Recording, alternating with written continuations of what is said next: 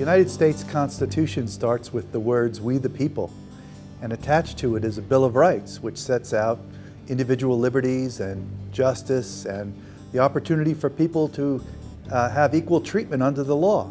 At this point now, I have the high honor of presenting the rights of people with cognitive disabilities and technology access.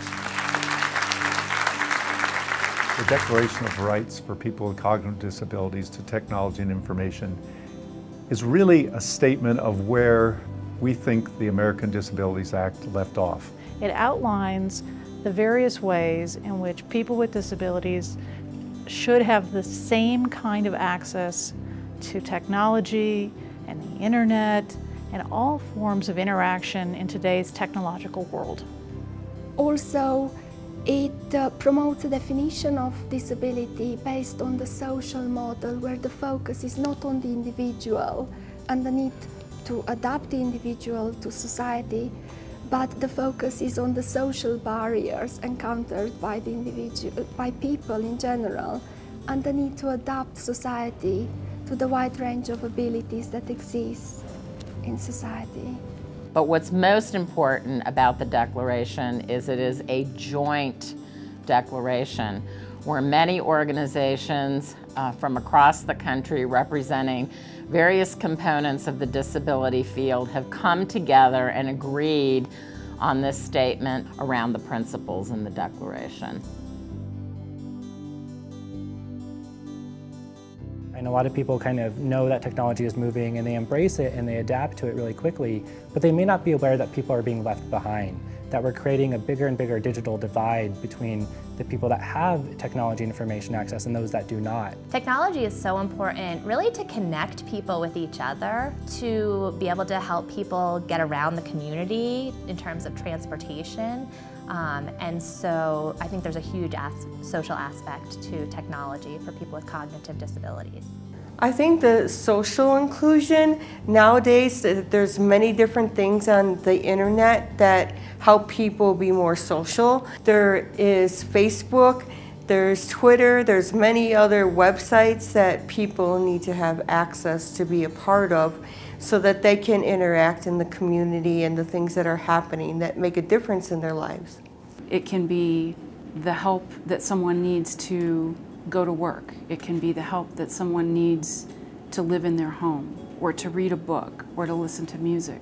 Technology is opening up avenues for people to feel fully participating members of society that wouldn't have existed and don't exist without these technologies.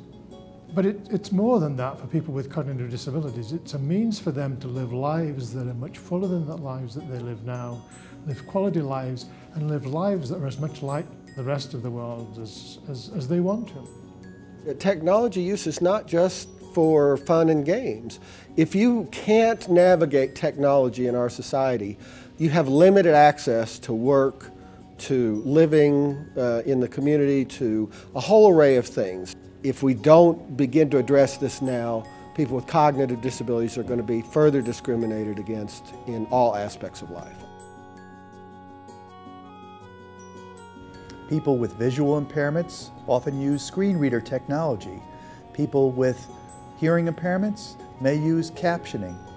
People with cognitive disabilities use all of those activities and also require content from the web, digital knowledge that is usable, understandable, relatively easy to use, and capable of equivalent knowledge transfer.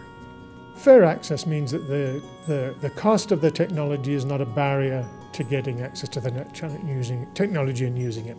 That the design of applications that give access to information are not a barrier for people using those technologies to make choices and live the kinds of lives that they want to lead. Each cognitive disability has different aspects. Software should be able to interact at that level. Fair access is when individuals with cognitive disabilities have at their disposal smartphones, tablet devices, web access in such a way that they can accomplish what they want to do with those devices. If we don't take action now to make sure that they are included through accessible design, they will forever be excluded from society as the rest of people will continue to communicate and live and learn on a platform and that is not accessible to other people with cognitive disabilities. It's that important. It's that important. The rights of people with cognitive disabilities to technology and information access. Whereas, 28 million United States citizens have cognitive disabilities such as intellectual disability, severe persistent mental illness, brain injury, stroke, and neurodegenerative disorders such as Alzheimer's disease. People with cognitive disabilities are entitled to inclusion in our democratic society under federal laws such as the Americans with Disabilities Act, ADA, the Developmental Disabilities Assistance and Bill of Rights Act, DD Act, the Individuals with Disabilities Education Act, IDEA, Section 504 of the Rehabilitation Act, and under state and local laws. The disruptive convergence of computing and communication technologies has substantially altered how people acquire, utilize, and disseminate knowledge and information. Access to comprehensible information and usable communication technologies is necessary for all people in our society, particularly for people with cognitive disabilities, to promote self-determination and to engage meaningfully in major aspects of life such as education, health promotion, employment, recreation, and civic participation. The vast majority of people with cognitive disabilities have limited or no access to comprehensible information and usable communication technologies.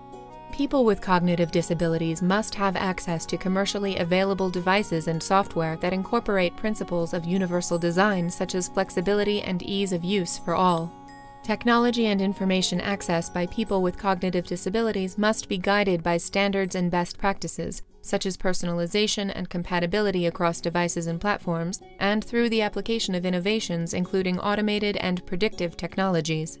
Security and privacy must be assured and managed to protect civil rights and personal dignity of people with cognitive disabilities. Enhanced public and private funding is urgently required to allow people with cognitive disabilities to utilize technology and access information as a natural consequence of their rights to inclusion in our society. Ensuring access to technology and information for the 28 million people with cognitive disabilities in the United States will create new markets and employment opportunities, decrease dependency on public services, reduce healthcare costs, and improve the independence, productivity, and quality of life of people with cognitive disabilities. Therefore, we hereby affirm our commitment to equal rights of people with cognitive disabilities to technology and information access, and we call for implementation of these rights with deliberate speed. View endorsers of this document and join us at colemaninstitute.org/declaration.